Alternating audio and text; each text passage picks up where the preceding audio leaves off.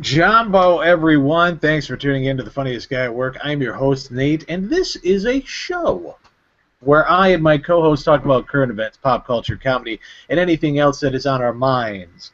And those co-hosts are hailing from the state capital. He's back, ladies and germs. He's residing in his home, lovingly referred to as Thug Mansion. He is Jay Miracle. Jay, welcome back, my friend. Oh, it is good to be back. Who ordered up all this hot weather? Yeah.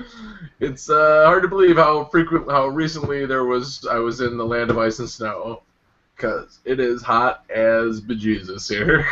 And I thank you for wearing your tank top dickie for the show. So that this is all I'm wearing. Is like these don't even connect. They do not connect. Drape nicely. And, it's like a high visibility vest that the road workers put on over their clothes. Exactly. It's tasteful. It's how we keep our PG rating. Yep. So welcome back, Miracle. Great to see you. And my other co-host, he hails from the other O in the Hollywood sign. Last week he and I did a two-man show, and we still can't believe it. He's Kabuki Chase. Kabuki, good evening. How's it going? We nailed it, by the way. If you didn't watch. I don't remember what we talked about, but that's fine because I don't remember what I had for breakfast. I'm currently living through not a heat wave so much as it's going to be hot forever until you die. Oh, I thought you were going to say living through an on fire. Yeah. Well, the state was my big is thing. on fire down. That's farther south, thankfully, but there is talk of it disrupting the infrastructure, and basically, a lot of people are sort of at this point like, should we just go? Like, everyone in California, should we just go to Oregon or something? Like, just let the fire have California. We're done. Yeah. We don't produce anything anymore except corrupt government officials. So. And moving pictures. No, they can all burn. Yeah, that's all in Vancouver now anyway. So it's That's true. true. I did real quick. I did like. What about your pizza kitchens? Oh, that's right. All of the famous California pizza kitchens. Right. I did like back when the governor was still governor. He's not anymore. No. Yeah. That's why he can be It's once again Governor Jerry Brown, as sung of by the dead Kennedys. Yeah, he's back. Came back. I liked how because he was a Republican. Schwarzenegger. Yep. And so he was getting some crap from like his own party. I think they're like, "What are you going to do about balancing this budget? What are you going to do if we have a wildfire?" And he's just like, "Well, we're going to spend the money. I mean, stays burning." I can't. Wow, that's really, you can't say those words apparently. Get to the shop. Okay, still do, but ease into it. Yeah. But no, he's like, we're gonna find the money. We're going to take the money. We're going to use it to put out the fire. Physically, if possible, by dumping money, and that's the only way we can do it is dump money on it. Yeah, that's actually what they're going to use. Yep. I just picture some Tea Party dude being like, "I'm glad my house is burning because I don't want my tax dollars wasted."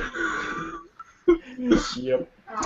That's I don't need that socialist fire department coming and putting out my house. Because you know how Tea Party guys are super self-aware. Like they drive along, they hit a pothole, they're like, "Oh, that's $50 saved, awesome." Sweet. So glad they didn't bother to spend my money filling that in. Look, I'm fine. Like one day they get. I'm going to use that $50 to repair my tire. Yep. Guys, check it out, guys. I got poisoned by my drinking water today. Hey, on top. Somebody's got a 3-day weekend. I like that guy who's also just super happy about getting time off work to have dysentery. Ayn Rand predicted that it's the right of every free and right-thinking person to die of cholera in the year of 2014 if they want to. It's true. And the plus he's like, my high school reunion is coming up next month. Guess who is going to be at high school weights? Puking and vomiting. Kind of took a dark turn. Yeah. But, No, and then meanwhile, around here it's just hot, and like it stays hot forever. That's the thing. Like it doesn't rain during the summer at all, and one of my friends who was in Denver, it was like 75 today, and then it hailed the size of gumballs, like out of nowhere. Like the sky cracked open and dumped like 6 inches of hail. Like it piled up and then stopped, and then it was like a bright, beautiful day again. I'm just like, this is, we're in the end times, is what I'm saying. That's because Clay Aiken was elected to a political office. Like, was he really? Pat Robertson told me. Oh, is that what happened? Yeah, well, Clay Aiken was elected to a political office, but not in Colorado. I didn't know that. Yeah, Clay Aiken was actually. Yeah, look at me. That's what I do. I drop the news. He was running against another gentleman, and that gentleman died unexpectedly. So Clay Aiken wound up running unopposed. Ooh, do not cross Clay Aiken is what I'm hearing from this too. That's right. Clay Aiken was just like, I'm going to put some Bama juju on you. I'm Clay Aiken. There you go. I was actually just watching. Just assassinate you. I will, though. I will. I'll take you out nice and quiet using my government powers. Yikes. That's my Clay Aiken. That's our.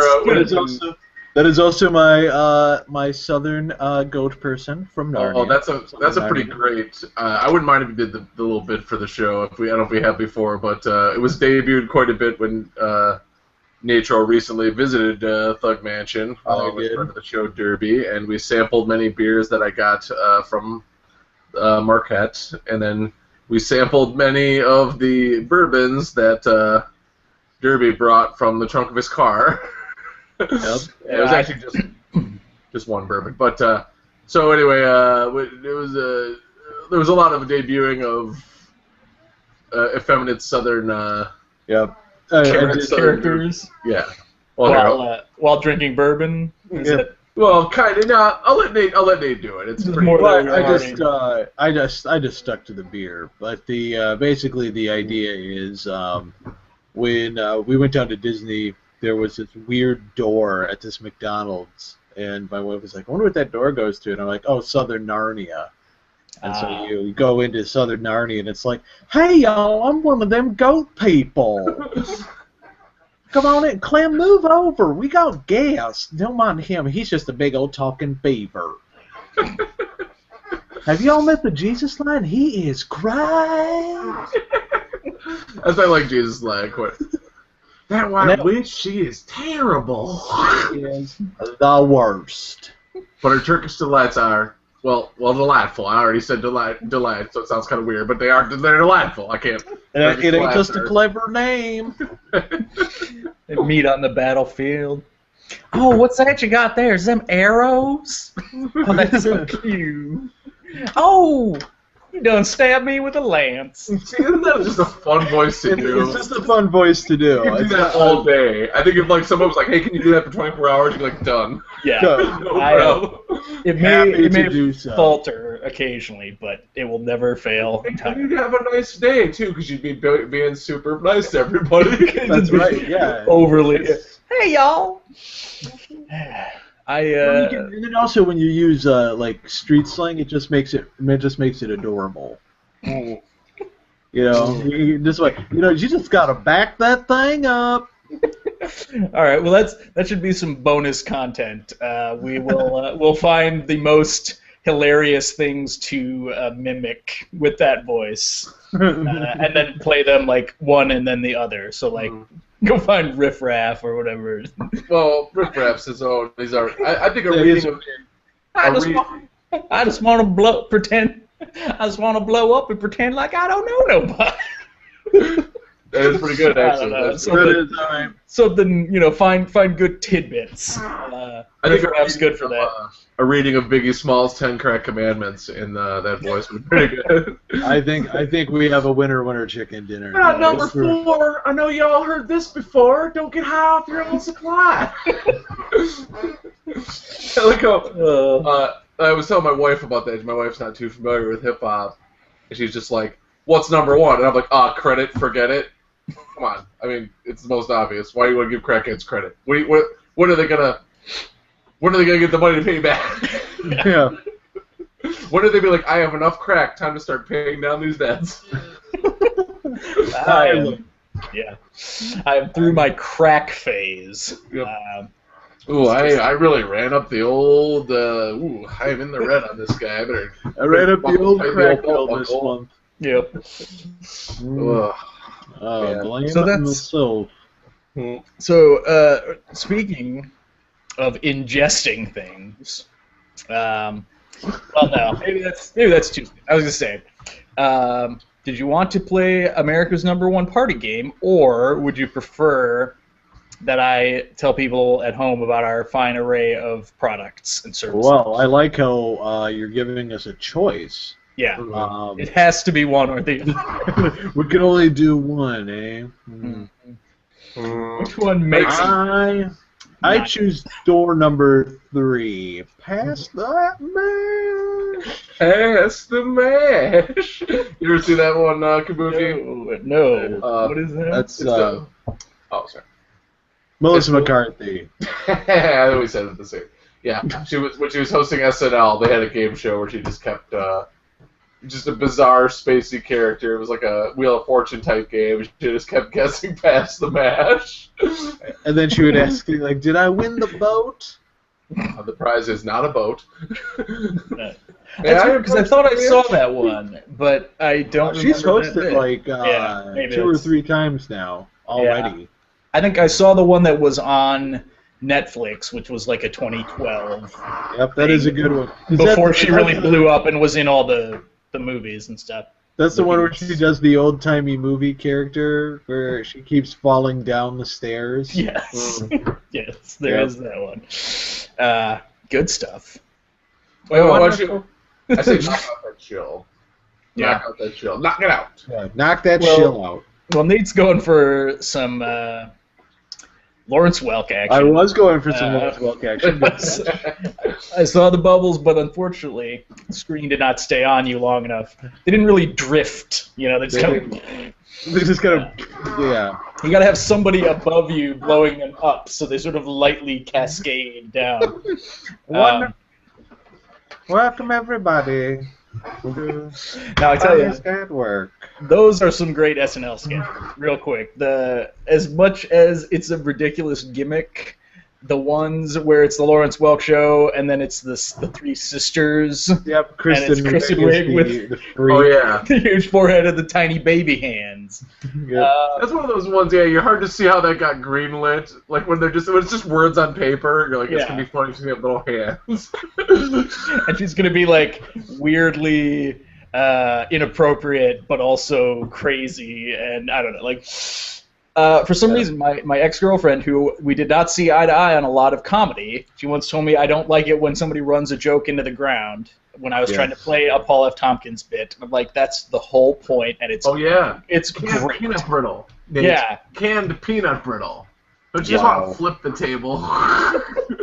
And I'm like, wow. Because he's listening to it and she's like, oh, it reminds me of like the Family Guy bits with the fighting the chicken or whatever. I'm like, yeah, but that's lame, and they ran it into the ground. This is a unique nugget of comedy that is growing in humor the longer it goes. But anyway, we both agreed that was great, and she sought them out, like she pulled them all up on Hulu or whatever, and she was like literally rolling, like just like could not handle how ridiculous it was. Anyway.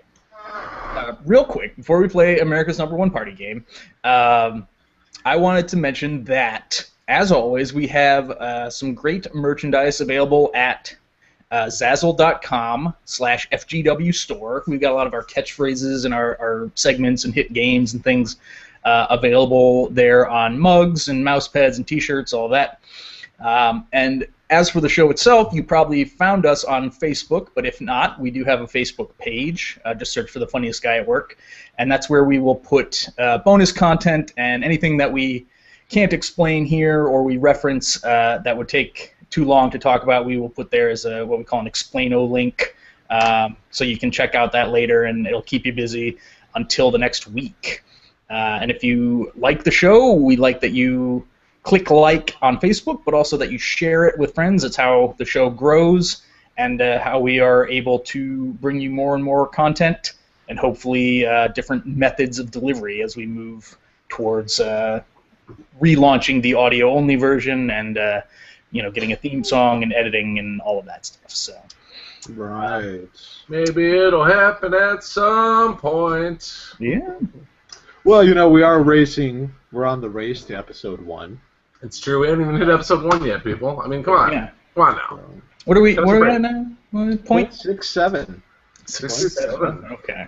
Yep, 67. We're actually going to try to get Brian Adams here in a couple episodes for episode 69. to sing a song called "The Summer of .69." No, actually, he is going to do everything I do. I do it for you, because that song is wonderful. Mm-hmm. And Robin Hood. Yeah, Robin Hood. Now, when I listen to my music machines, I usually like to play a party game while I'm drinking, and I usually play. I don't play it by myself because you can go blind. But when I'm with a group of friends, I do like to play America's #1 party game called Hey, What You Drinking? Still hold for audio? You sort of leaned forward, like I thought you were gonna hit a button on your jukebox or something and play the theme song into your computer. My modern jukebox? Yeah. Oh well, I'm gonna talk about that later actually, but you know what I like about us calling it the party game and you talking about playing it at a party is actually at a party it probably wouldn't be that great of a game at a real live party. Cause like, hey, what you drinking? Beer from the cooler? You saw me get it. Yeah. You see that I'm holding a can or bottle with a name on it. Yeah. Unless you had everybody bring wacky drinks party, which could be fun, but then everyone have to have a separate room to to mix it all up in and put it in these Brand X tumblers that I was gonna say right there, new cup. Brand X. Just Brand X. There is I had a great idea, but it will come. Actually, the next time I do a Missed Connections from Craigslist, I will also launch a new product design. I've had an idea, so I'll tease that right now. Oh, teased. Yeah, but yeah, Brand X is good. I was gonna say the old days, college times, you had the opaque red Solo cup, and so it's possible. Like, is that beer? Is that sangria? Is that peppermint schnapps and diet slice? I mean, whatever. Whatever you got laying around. I mean, is that Surge and SoCo? What do you? Oh, Old Brown Thunder, we call it.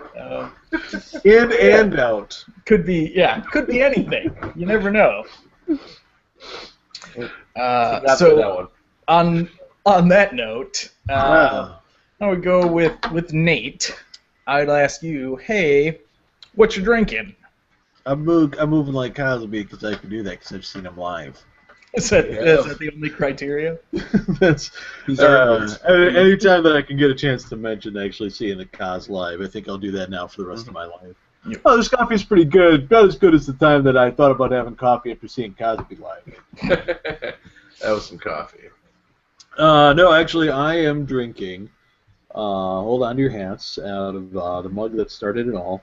I am drinking now. Normally, I drink. You can't see because I'm in black and white for comedy. But I usually drink the water enhancer. But look at this. Looks clear, doesn't it? Yes. Mm-hmm. Yeah. You know why? Because it's clear water enhancer, folks. No more dyes. Get out of here. Fair enough. What flavor is it, though? We know what grape. Oh, okay.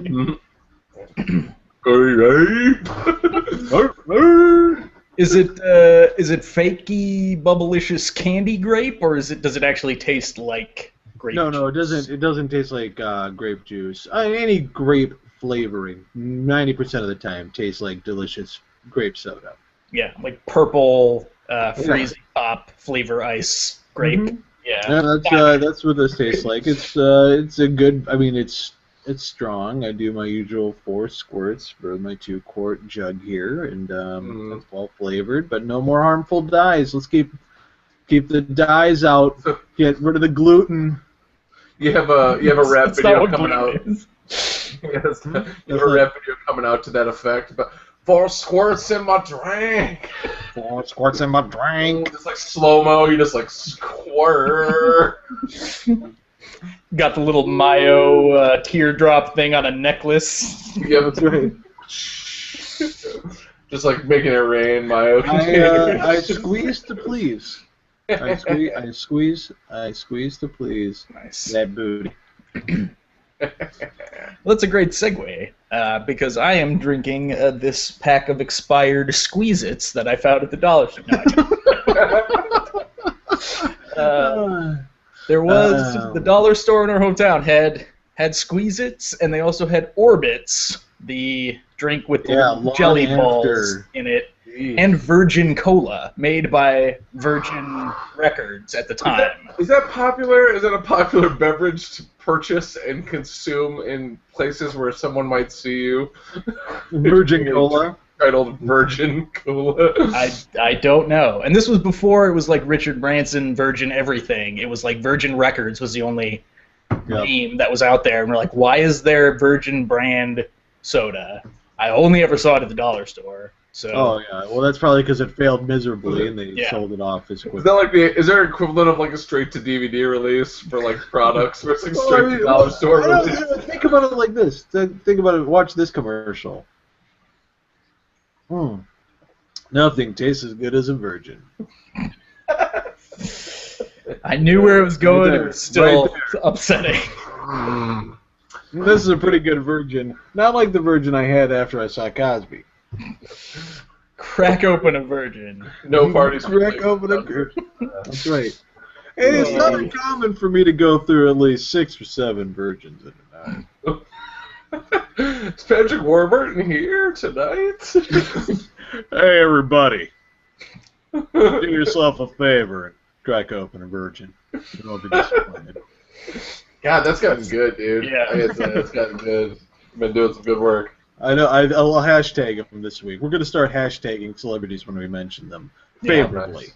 Yeah, because what I want to do, I did this a little bit. I tweeted at Patrick Stewart. I tweeted him the link to Picard Riches. Didn't hear anything. He's a busy man. He's got to hang out with Ian McKellen and.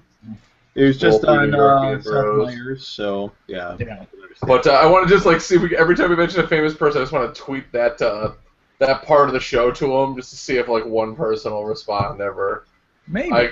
My Twitter brush with fame was getting a reply from James Urbaniak, who's the voice of Dr. Venture from the Venture Brothers, also starring Patrick Warburton, Brock Sampson. So maybe Patrick Warburton is like, hey, people are talking about me. You know, he probably is used to being like, you know, he's doing a lot of voice work, so he's like, hey, it's that guy that I hear all the time. Like, people probably aren't flocking to him the way they would be. Like a. You mean Patrick Warburton's used to doing a lot of voice work? Yeah, he's still. Okay. No, yeah, Patrick Warburton, I feel like, may actually reply because he's used to being behind the scenes and maybe not having people come up and be like, hey, it's you, you know, so Twitter is more. I think people still call him Putty. Probably, yeah. But I just thought, because we were saying that. Guy from the Soren video. Guy from the Soren. I just thought if you were going to say James Urbaniak is doing a lot of voice work, he just sounds like that. I don't know, like. Yeah, no. I've heard him on podcast. He just sounds exactly like Rusty Venture. Like. Yeah. No, it's weird because I was listening to one. I previously mentioned a podcast that I like called Quit It, where people complain about things, and he was on one and. He's talking about, like, yeah, he's just, like, from New Jersey. His parents are from New Jersey. He doesn't know why he sounds like that, necessarily. It's like, what's his nards? H. John Benjamin. Oh, H. John Benjamin, yeah. Yeah. It's like, that guy might not have, that guy's career is based on the fact that he just has a voice like that. Oh yeah, I loved when he was on Dr. Katz. Ben Katz. I mean, it was phenomenal. That voice. And combined with the really dry, like witty delivery. Oh yeah. Back in like the Coach McGurk from Home Movies. Coach McGurk was he was awesome. That kind of. Brendan. Oh yeah, of course it went over. Yeah, those were. But Brendan, talk quieter, Brendan. He did have a show on Comedy Central. I don't know if you guys ever saw H. Jon Benjamin Has a Van. I've heard of it. I've not seen it. It was sort of a sketch-y kind of show. It was still pretty good, but yeah, somebody was talking about. We were talking about Bob's Burgers online, and somebody's like, "Oh man, H. Jon Benjamin is so miscast." I'm like, "You go right to hell." They actually said this show isn't funny and H. Jon Benjamin is miscast. I was like, wow, look at this. I thought I found it. It's the wrongest opinion. Yeah. Smithsonian, let's put this under lucite so that future generations can admire how fucking wrong that person is. Yeah, really. We'll hang it up and we'll put up some velvet curtains. We'll rope it off so that we don't get fingerprints all up on it. Yeah. Draw back the curtain and see the wrongest post on the internet. Yeah, the wrongest, and I mean, I'm just gonna go ahead. I'm including people who say the Holocaust didn't happen. That is slightly below this level of wrongness. I mean, we're talking. As Miracle likes to say, a vaginal hair away from. Loves to say it. Loves. He has it as a bumper sticker, it makes no sense. At work, I just have a thing to hold up, so I don't have to say it all the time. It's like a Wile E. Coyote sign. Well, no, he just points to his cross-stitched sampler that's hanging on his cubicle wall. I believe he got that at Cracker Barrel. Yeah. But now that's what I'm drinking. Yeah. Good to know. So let's move right along to boys, decisions.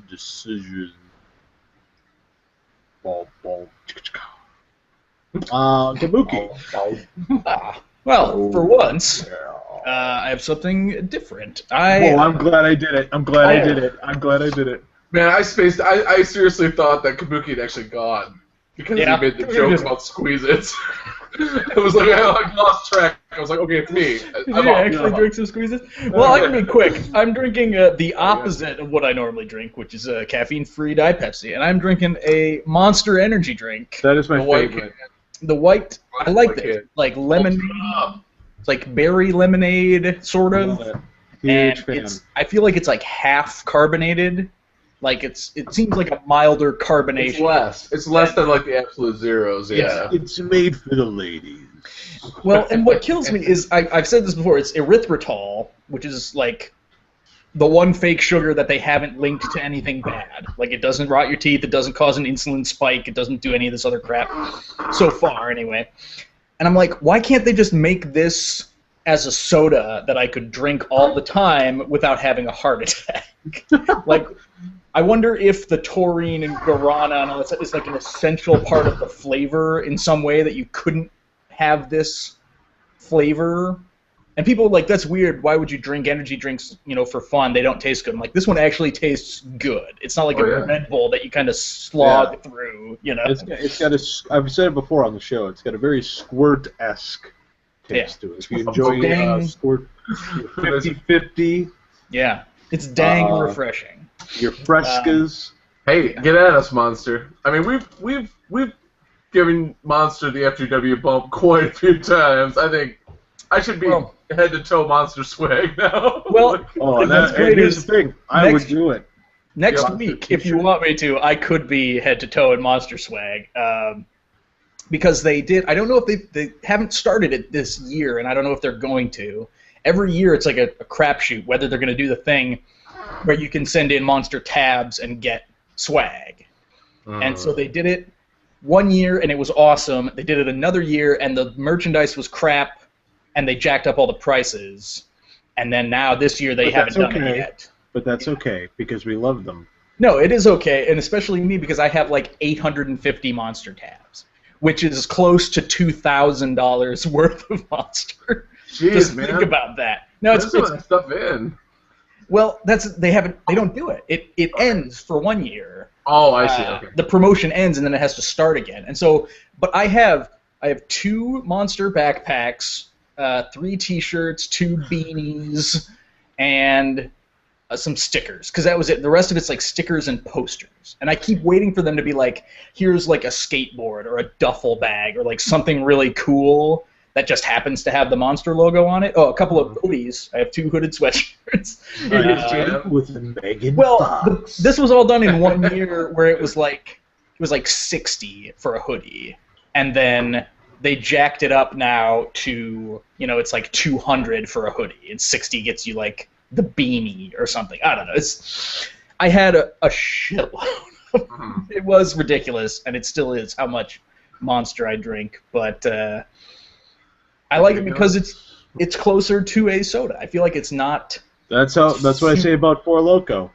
Yeah, it's better than other malt beverages. But no, I'm drinking this because I'm taking Friday off to have a mega long weekend, and then so I actually have to get some extra work done tonight so I can have it reviewed tomorrow and like ready to go off to somebody else before I leave and take Friday off. So as opposed to normally where I'm like, I should drink caffeine free because it's getting late at night and I want to go to bed eventually. I'm like, oh, after this it's going to be 8:30 or whatever, but I still need to buckle down and start some work. So right.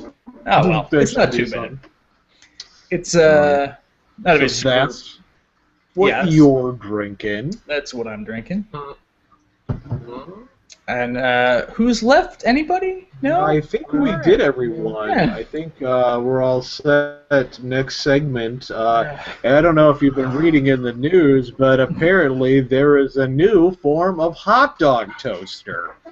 We're the Kid Miracle. There's no new hot dog toaster. Damn you! Some people are sad. You have played with my emotions for the last time.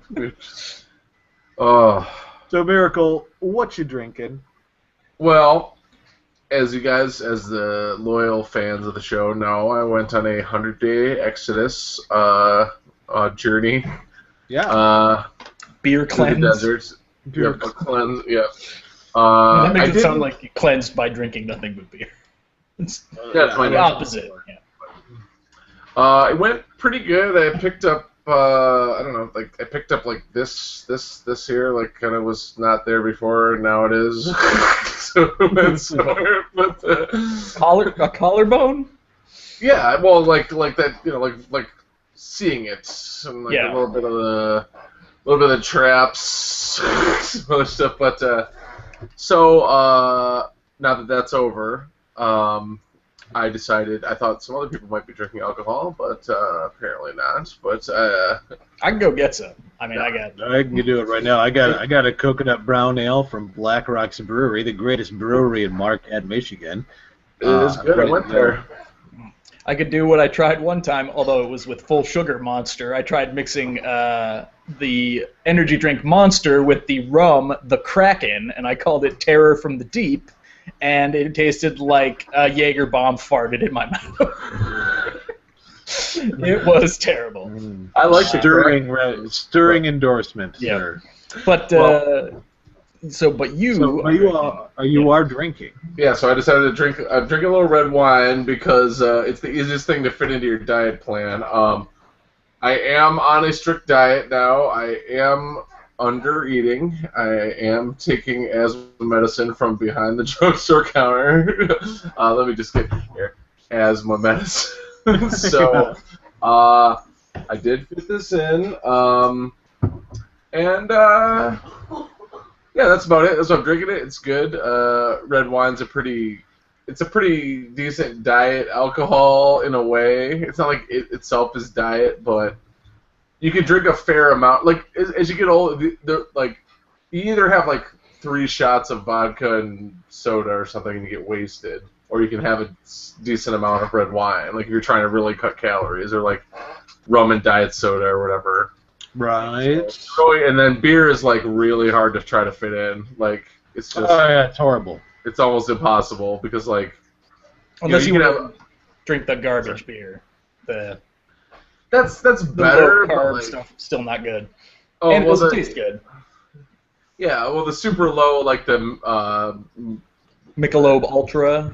Michelob Ultra or Black 55 or whatever. That just literally has more water in it. Like, so you're just drinking less beers, literally. You're drinking less beer, yeah. Or, you drink more of them than you would have otherwise, which is what. Right. It's like the Snackwell's cookie. Now I can eat twice as many. Yeah. These beers are low carb. I'll drink a whole 12-pack myself. But I did think during this segment, I thought this might be a good. I thought of a few. The old "I like my women like I like my ex" hackneyed joke premise. Yeah. Oh, look, not like I like my blank. Ex. Yeah, like my blank. Okay. Yeah. Like, why would that be? What a weird setup. I want to see where this. Well, yeah, I mean it's true. I like my women like my ex because I hate it. So I like them, yeah. Like stuff. Yeah, but no, this is just like my blank. I thought of some. I was actually going to post these on Facebook, but never did. I was thinking of some that were like basically a guy who doesn't really get the concept, and they also involve liquor and are they also involve liquor. Like there are songs I think like X liquor. Would you guys like to hear a few that I came up with? Yeah. Give us a for instance. Okay. I like my women. This is not me either. This is a character. Yeah, let's throw up the disclaimer now. To note, yeah. I like my women like I like my rum, hot, rough, and shipped over from Jamaica earlier this year. All right. All right. I like my women like I like my whiskey. Cheap. I forget what I had for that one. Cheap, biting, and involved in most vehicular homicides. I was going to say something like, I like them. I like my women like I like my whiskey. Imported, mossy, and barrel aged. Yeah, that's a good one for just someone who doesn't get. But then my last one was just I like my women like I like my vodka, with coffee in the morning before work. What? I don't get why are these not? Are these not working? I don't. Yeah. That's actually the rum one was the one that I first thought of. I just thought for some reason it's just funny and terrible about shipped over from Jamaica. Yeah. Then I tried to think of some for gin and tequila, but I hate those liquors so much that I couldn't even concoct. Be like, I like my women like I like my gym. One time, and then I puke all over the place. Yeah. I guess you could just have one that's like, I like my women like I like my gin. I don't, because I'm gay, and also I don't like gin. Nice. Overpriced and piney. So I like my one pine scented. Yeah. I like transparent. I like my tequila with a tiny plastic hat on and a worm at the bottom. What? No. Actually, that's a misnomer because El Toro would never have a worm at the bottom because El Toro is rubbing up. It is. It would dissolve any organic matter. That's for the bull, man. I have messed with the bull too many times. Well, you used to like tequila a lot. I know, and there was one time at a fraternity house where I drank half a bottle of El Toro when I was very young. Still of legal drinking age, I'm sure. Don't drink it. But no, I drank half a bottle at like 4:30 in the afternoon with a bunch of people, got completely shit-faced, sobered up, and then there was a party that night, so at like 10:30 I start drinking the rest of the bottle.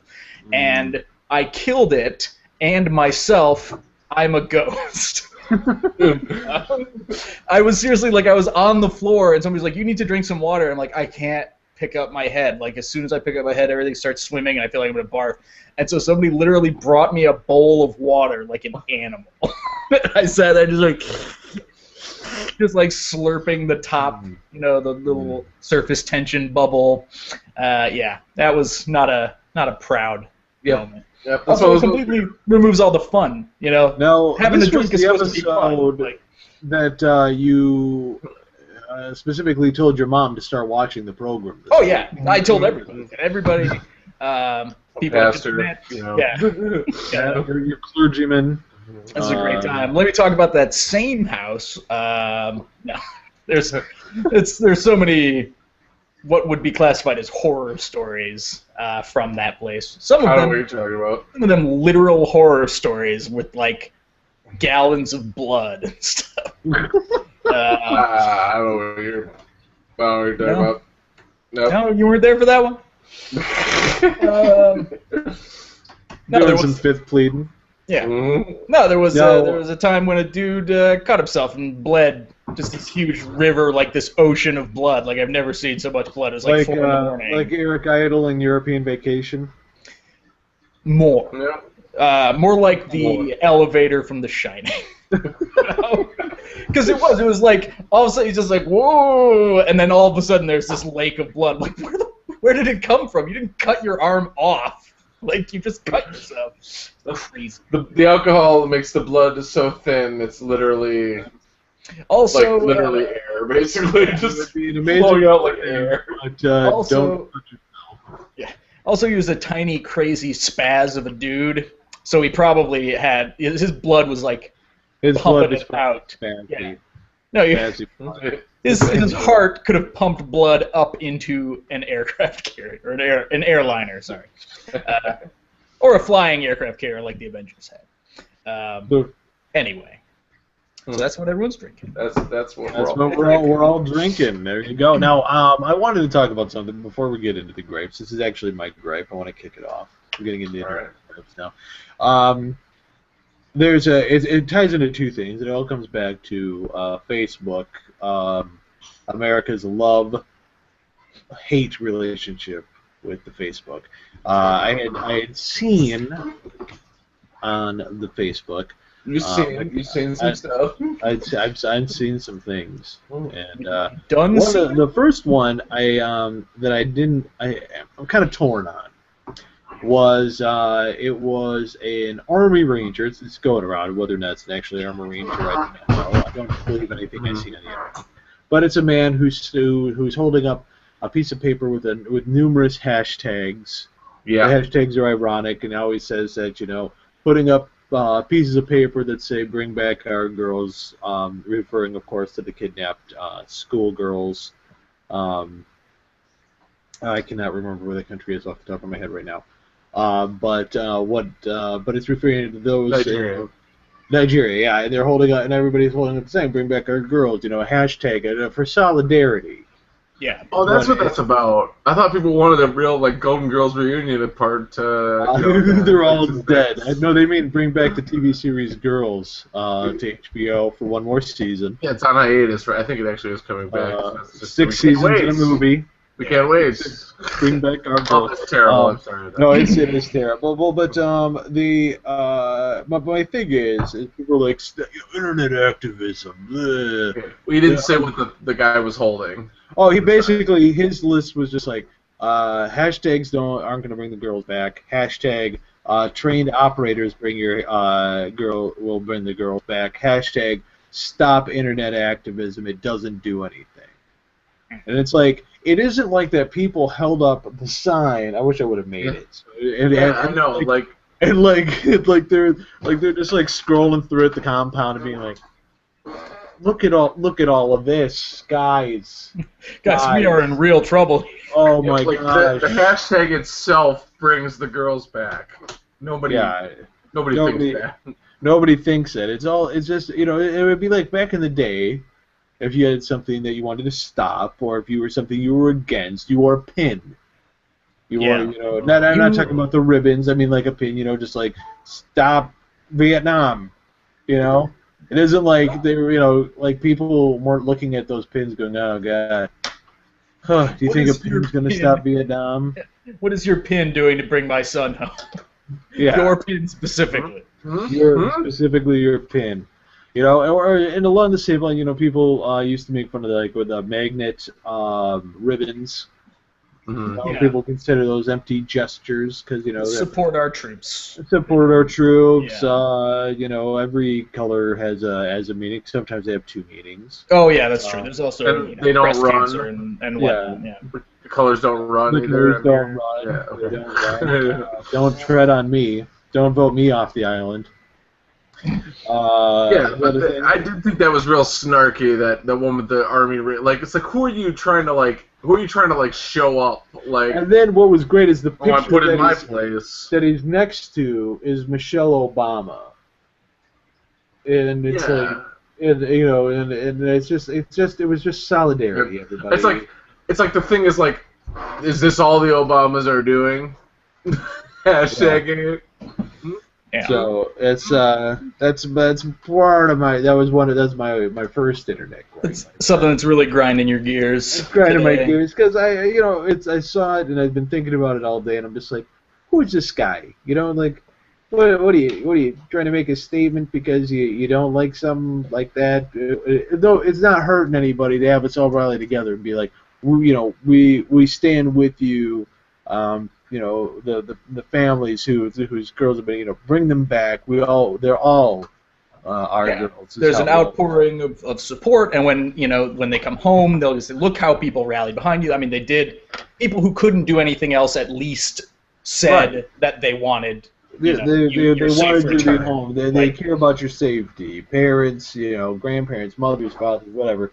I mean, it is. I will say, if that person makes the like I posted hashtag bring back our girls, and then they sit back like this is what the dude's imagining. It's like, I did my part. I'm just as good as a soldier. Like, you know, that's what we're the same. That's what he's reading into these. And yes, if anyone did that, they would be a jackass and should be called out on it. And that is a terrible kind of activism to be like, I posted on Facebook that I'm keeping you in my prayers because you have cancer. Hey, donate some money to cancer if you want to feel good about yourself. But or don't say anything. That's fine. Or it'd be one thing to do like Miracle and I have talked about this ad nauseum personally, where you talk about the 99% of you won't do it. Yep. 1% of the fucking balls to say that flesh-eating bacteria is bad. Get the head of security from Breaking Bad. Walter, 99% of you won't even post it. No, but the 1% will. I got their back. Oh, is that Buzz Hickey from Community? Buzz Hickey from Community. It was really close. That is. Well, that's the same guy. It's the same guy. You haven't watched Breaking Bad, or No, I have not watched Breaking Bad. Yeah, he's in that. Yeah, he's in that. So it's the same guy. Same guy. And I just saw him in something else too, and I was like, hey, it's that guy. He gets around. But that is a. If that's literally all you do and you feel smug about it, then whatever. But yeah, it's not like somebody held up a thing that hashtag bring back our girls, hashtag military isn't doing anything, hashtag soldiers are worthless. Like, hashtag this is the only way we're going to get anything done. Hashtag I'm a hero. I'm a hero right now. What I'm doing is heroic. Hashtag waiting for my stamp. Yeah. And nobody is dumb enough to think that like they would get a chain letter. It's like, if you forward this to 30 people, they'll release our girls. Bill Gates will have our girls released. Just I was like those Bill Gates forwards. That makes Bill Gates seem like just like a super like capricious and cruel god. It's like, I could save this kid from cancer at any point, but I only will if enough of you bow down to me. Yeah. And apparently, meaningless gesture. Like one day, according to the internet, Bill Gates sat down with about 3,000 to 4,000 pieces of 8.5 by 11 paper with different messages scrolled in different fonts on them. Yep, and just. Yep. I'm going to send. That's my Bill Gates impression. That's good. I'm going to send $5,000 to everyone who forwards this on to a friend. Or I'll blow up the earth.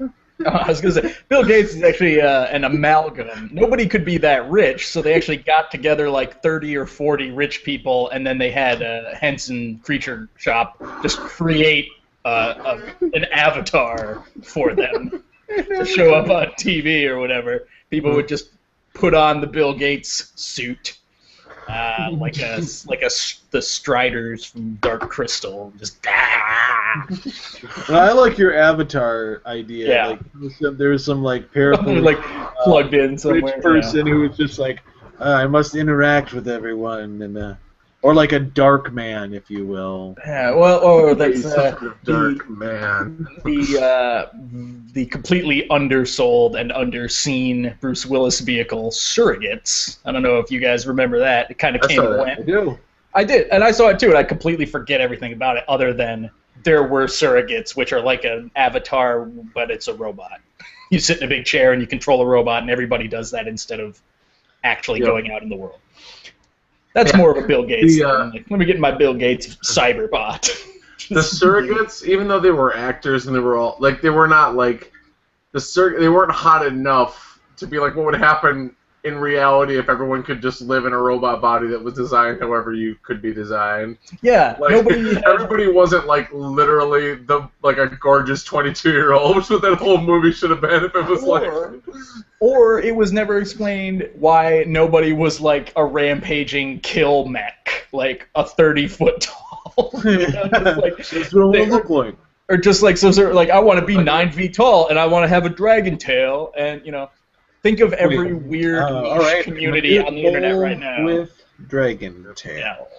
Just I want to be a car. Like I want to drive around to be a car. Maybe they were. Maybe they were. We didn't see the pictures. Yeah, we don't know. Maybe the cars were all circuit people. You don't know. Somebody's in ATM. There's actually no stuff. It's all just circuit people. Everybody. We've reached the Star Trek utopia where everybody wants to be a thing enough that we can have a functioning society. Hey, I'm sure if you did the internet search that there's somebody who was just like, I've always felt like internally I'm an ATM. Yeah. And somebody's out there LARPing as a public park trash can. Hiding in there. Oh, yay! Somebody threw a hot dog wrapper on me. See you in a half hour. Just sitting there eating change. I'm trans parking meter. If you don't, my preferred pronouns are meter. That went nowhere. All right, you get the joke. No, see, I like that it was a trans meter because I thought it was actually there's a guy who wanted to be a lady parking meter. No, I think it's a guy who's transitioning to being a parking meter. So currently he's just a dude, but he's wearing like a dryer vent, like metal, and he's got like a parking meter hat. Like it's as close as I could get right now without surgery. Without surgery. But people don't accept this as a real thing yet.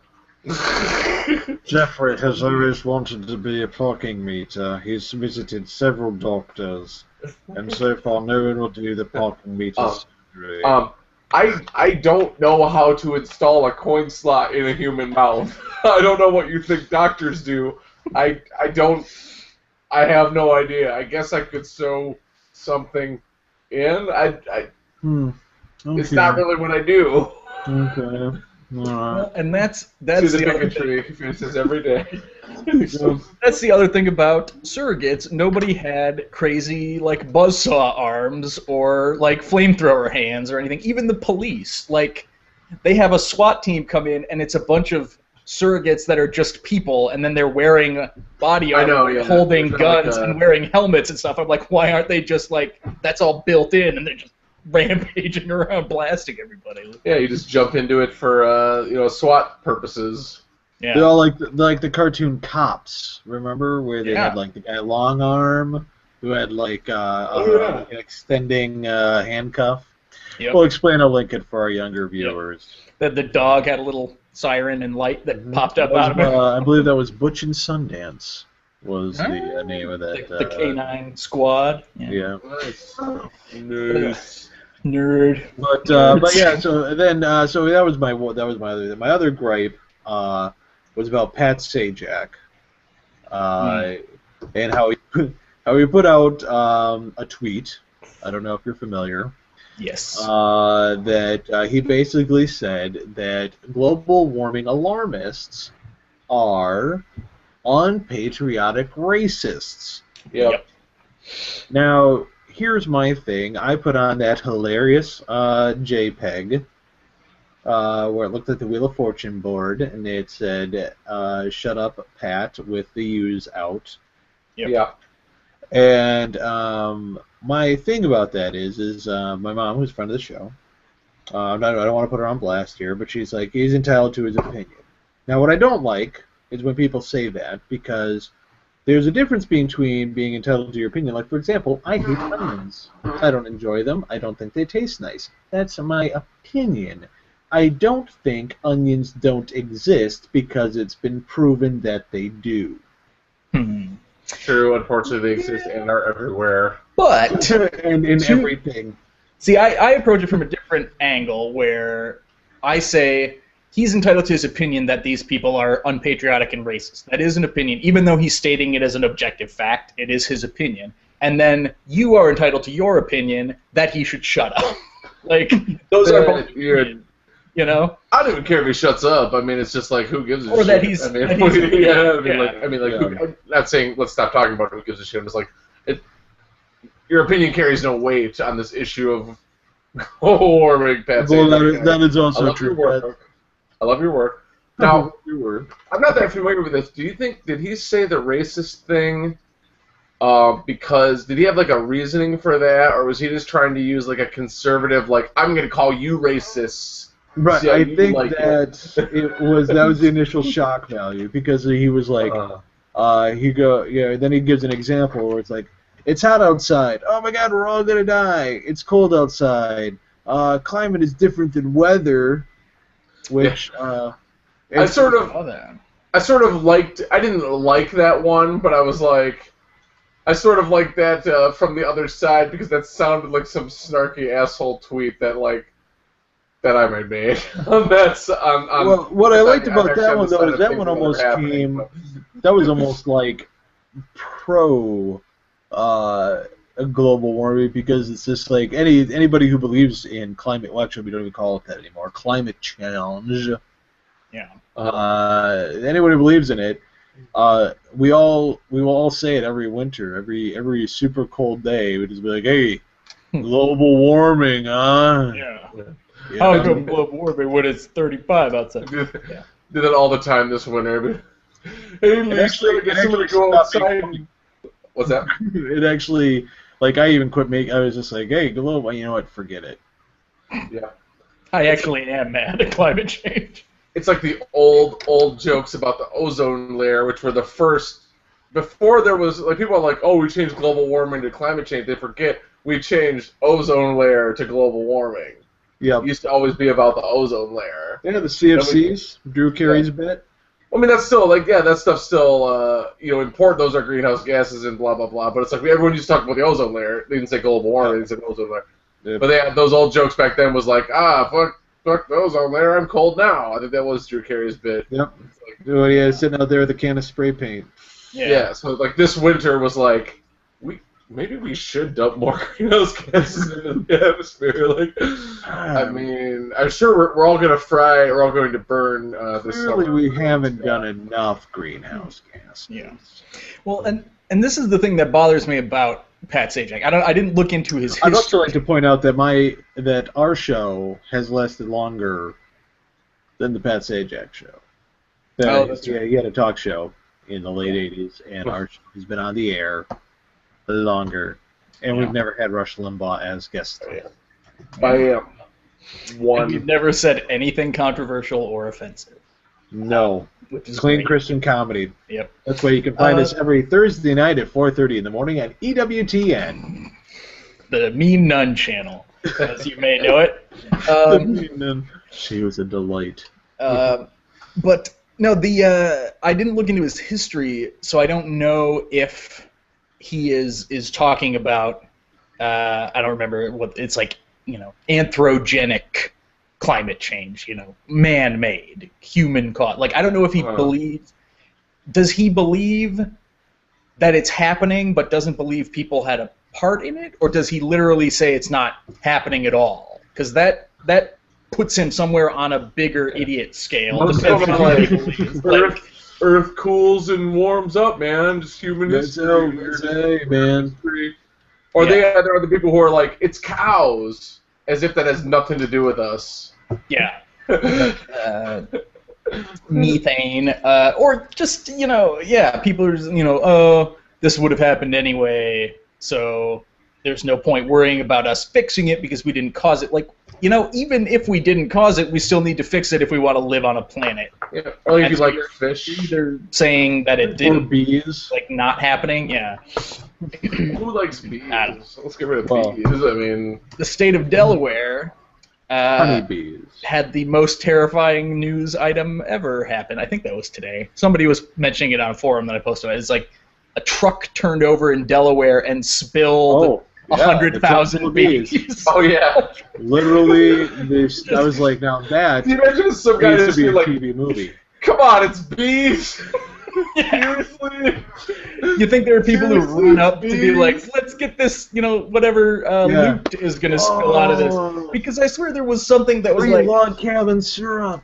Yeah, there was something where like there are two instances I'm thinking of, and I swear one, there was a truck and it literally was carrying money, like coins, like collector's coins or something, and people were like raking it up. And then another one that was super ironic, and it sounded like a joke premise where it was like a truck containing powdered pancake mix crashed into a truck full of syrup or something. There was one of those I do at one remember point that too. I can't remember what it was, like candy and something else. I don't know.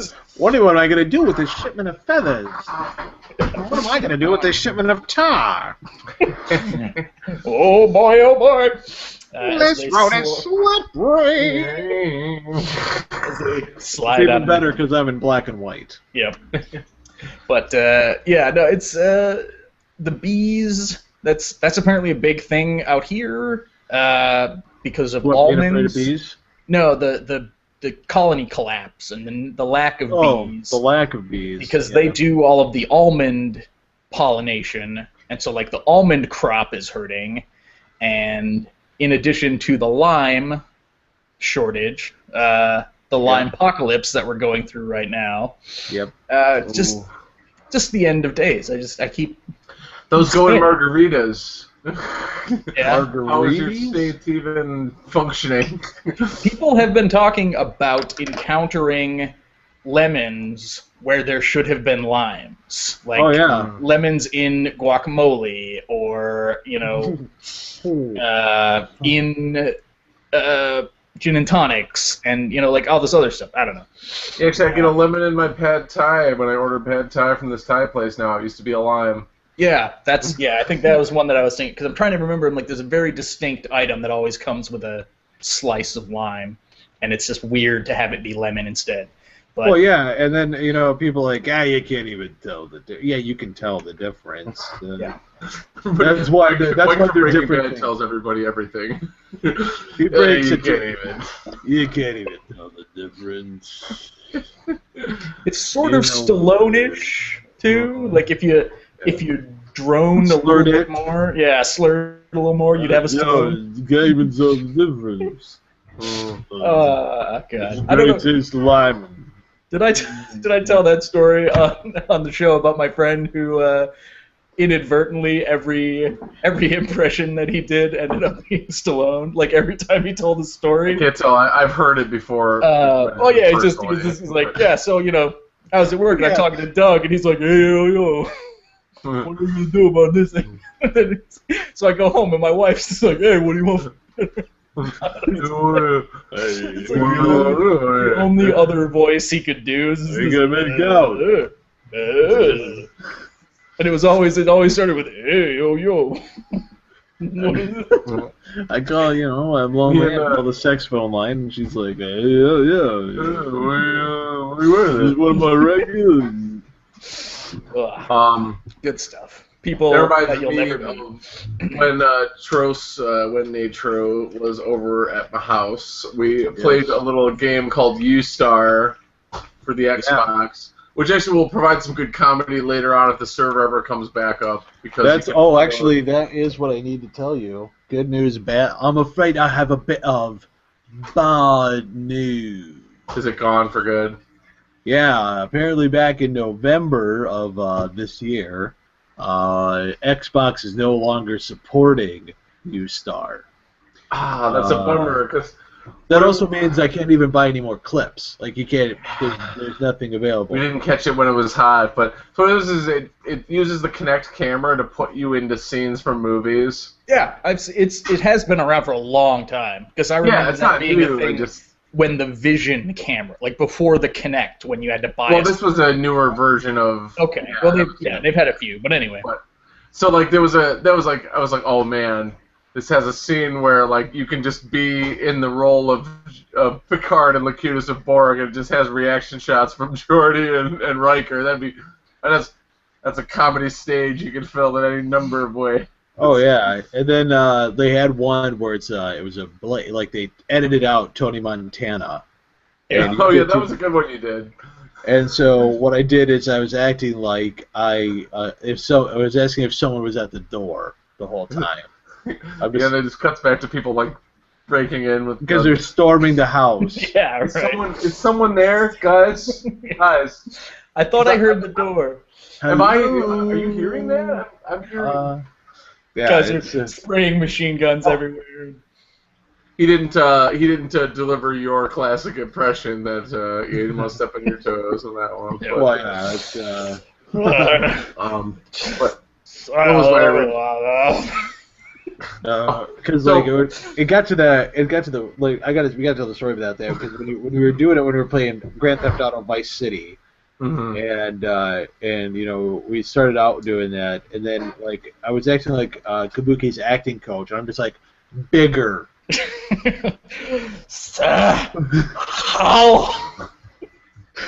Oh my lord! Bigger. No consonants. No consonants. Yeah, just to where it's just like you're just screaming vowels. These weird heaving breaths. Ludo from Labyrinth. So, the original thing I was going to say about that was just that when I did a scene from Rocky, it gives you like Guitar Hero scores about the line. Yeah. The only line I got excellent on, I literally just said no consonants. No, yeah. And they were like, excellent, nailed it, done, cut, print. That's I got that the lineup scene from The Usual Suspects where I play as Benicio del Toro.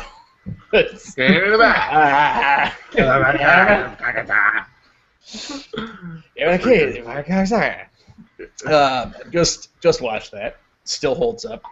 Never see the end coming. Every time. Why don't you tell our viewers who Kaiser Soze is? He's actually the mug that the cop is drinking out of the whole time. I think that's what you're supposed to get. The mug killed everybody, even Dark Man and whoever else was in that movie. Dark Man. That's Satan from Paxton. Yeah. Wasn't what's his name? There was a terrible Arnold Schwarzenegger movie. Maybe it was Stigmata. There was one where Gabriel Byrne was the devil. Stigmata. Yeah. No, he wasn't the devil though. He was he was the priest instead. Okay, I think he is the devil in the Arnold Schwarzenegger movie about the devil coming to Earth, which I don't remember what it's called. I never saw that. Oh, True Lies. Yeah, it was. I'll link it when I find it. It was close to the end of his acting career. I'm not actually gonna wait to link it. Not End of Days. Oh no! It was End of Days. Yeah. Yeah, it was End of Days. Is that about the devil? What's this about? Future guns. No, that's Eraser. Yep. Oh, okay. I mixed those up. Okay. See, I was thinking of the one with the clones. That was the Sixth Day. Sixth Day, yeah. Or something like. Why do I know this? Oh, what's the quadratic formula again? Check out everybody. Check out Kabuki's show, All About Arnie. Yeah. Which talks about the film works of Arnold Schwarzenegger, including his cameo in The Rundown. Apparently, Gabriel Byrne is in the movie End of Days. He is just listed as the man because he's a guy that is never introduced. He's a human, goes into like the bathroom of a diner and gets possessed by the devil, and then is the devil for the rest of the movie. But instead of calling him that, they just call him the man. The man brackets who got possessed by Satan. The man. But the devil guy. Devil guy. Devil, you get it. That was the actually movie. Max Devlin was the original name for the character. Lucifer Morningstar was his name. Lucy, they called him. Loose. Yeah, that was the movie where I was like, why is he still playing action? Like, that was where he was all, like, barrel-shaped. Not barrel-chested. Just he looked like someone wearing an old poorhouse barrel on suspenders. Divorce. Yeah. The divorce, man. Oh, the divorce happened after the movie. I don't even... Actually, Wait, you're talking about... What are you talking about? I'm sorry. You're talking about Arnold doing the movie? Yeah, Arnold in End of Days was 99. Oh, no, you're right. That was way before. That's why Arnold's done his recent 5 movies. Back then... someday I'll find a timeline of Arnold movies instead of just trying to piece it together, but... Piece it together from memory, ladies and gentlemen. Yep. He did a pretty good job. I have... This is... my copy of True Lies had some sort of weird parthenogenesis. Like, I went...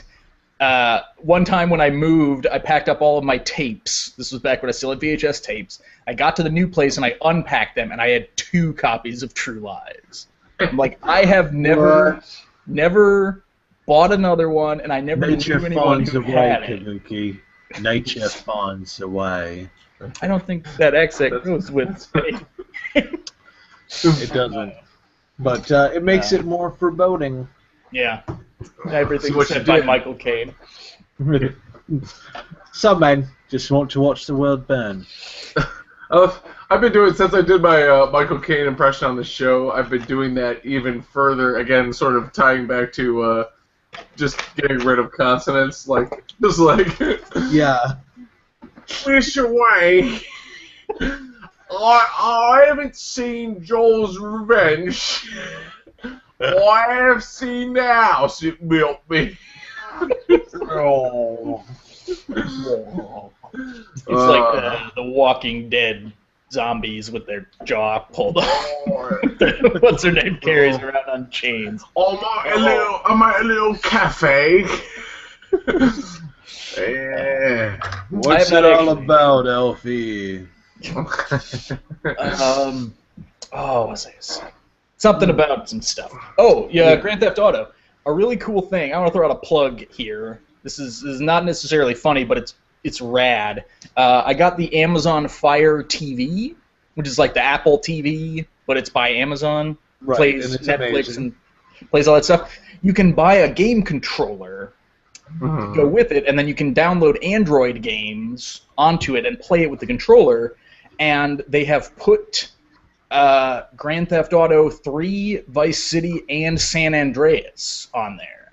Wow. So you can just be like, for like $7, I think, San Andreas, and then cheaper for the other ones. And so you're just like, you can be like, I'm watching a Netflix, and whatever. Oh, I'm bored, and you just go bloop bloop, and then you're playing San Andreas, like on the same thing. That's kind of great. So the future is now, people. Also, that means that the games that you loved and have fond memories of are now being ported to your phone because that's where technology is now. I don't know if phone is like a PS2 times a million already. Yeah.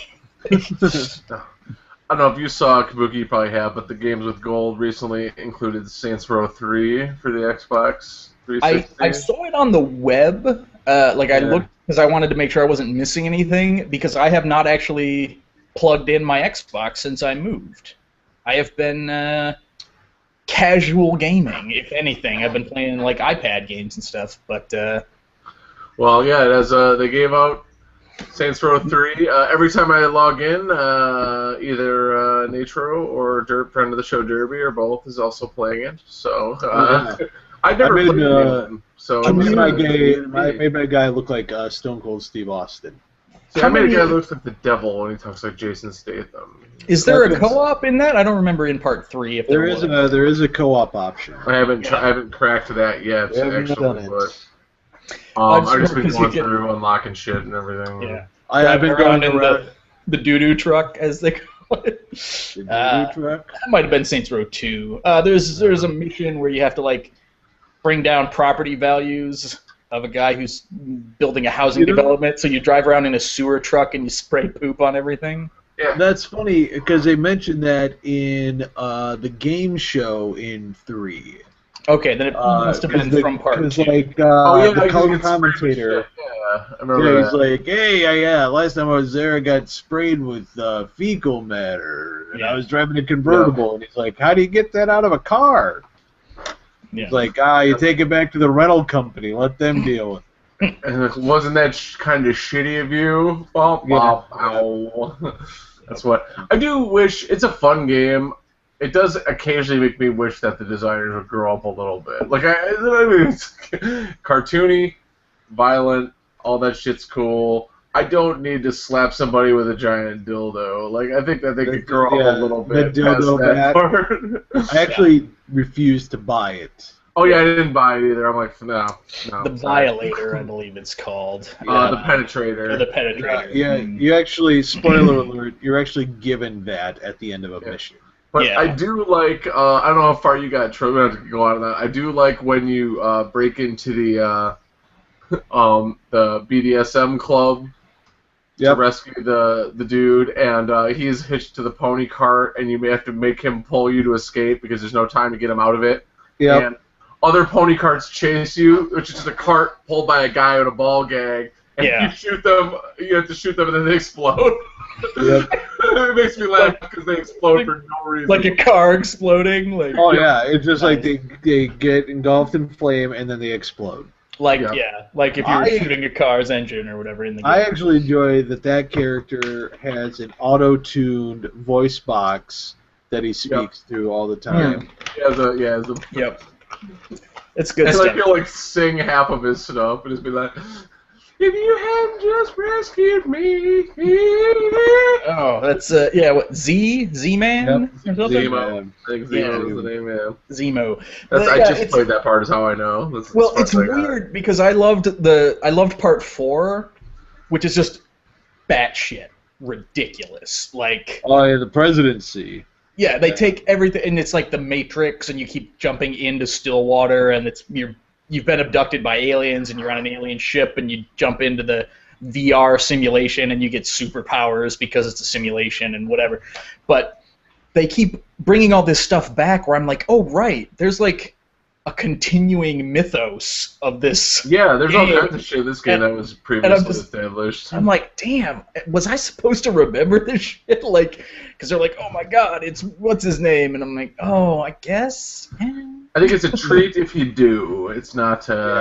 It's not a treat if you do, Walter. It's not. It's a little bit richer mythos for the player. But the best part of 4 is that you become the president at the end, and your vice president is Keith David, and it is just Keith David as himself. The voice actor and actor in general. Spoilers for the first 10 seconds of the game. Okay. It's not the end of the game. No. You start the game as president. Apparently, after you beat 3, you become president of America, and Keith David is your vice president. 3. Oh, so Saints Row 3 spoilers. The one I'm currently playing. Nice, real nice. Well, I guess that's done. Back to Hitman. Yeah. Okay. That's enough talking about video games. Actually, that does remind me. Speaking of spoilers, I really enjoyed Kabuki's comment. Pretty much nailed it. Thing on Facebook, which I actually reposted, I thought was so funny, where he says, "I don't watch the show or read the books, but I hear that Tyrone Bannister is going to win the Game of Thrones." I will say I LOL'd.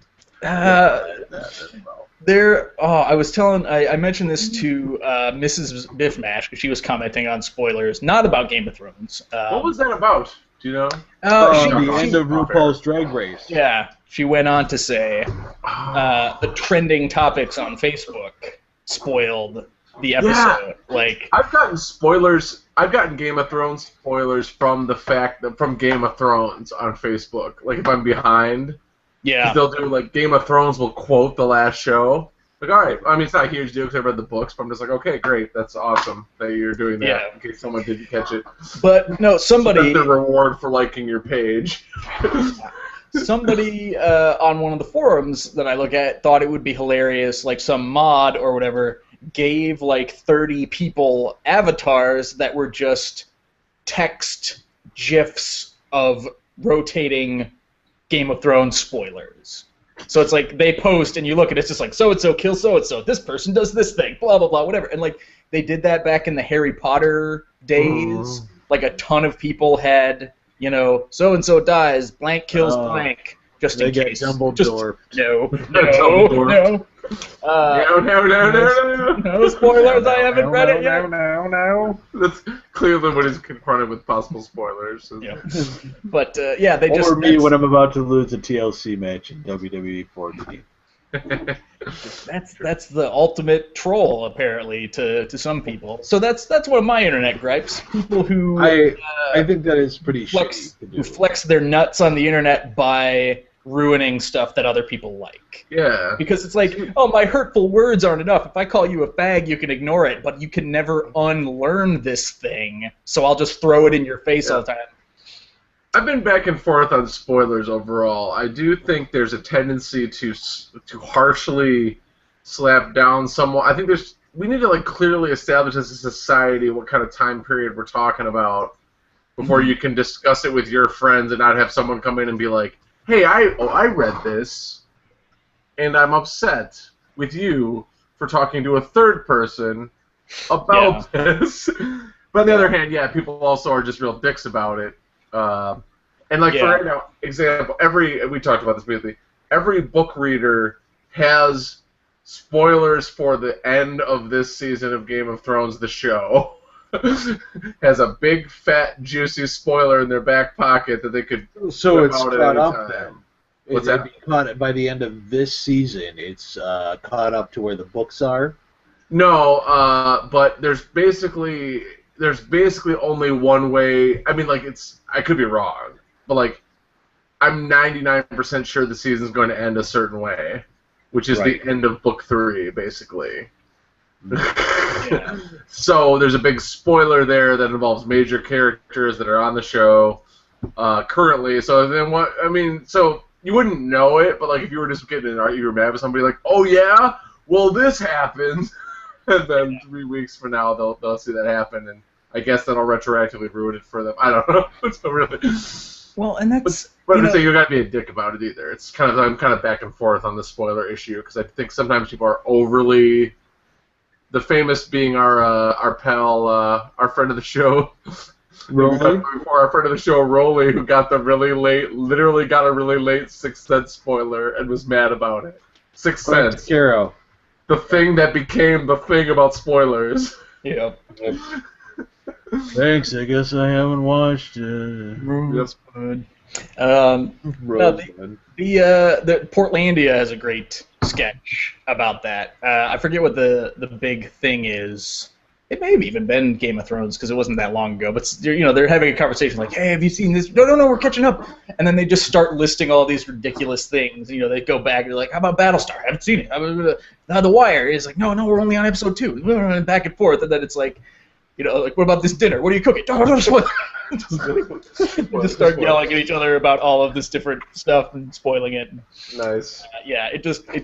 They do a good job on that show in general of the reducto ad absurdum. Let's boil something down to the most ridiculous premise, and then you're like, yep, that's true. That's how we act. I like how anybody be mad about a spoiler from The Wire, because, like, what's a spoiler? Like, so-and-so gets shot? Don't you think they're going to get shot? Don't you think everybody in the show pretty much ends up shot? I didn't know it was going to be that person. Yeah, that actually is their spoiler. They're like, because when he gets shot. It's like by a little kid. You're still afraid to say it. Yeah. Like, it's just, you're still afraid to say it. I also am kind of like I don't want to.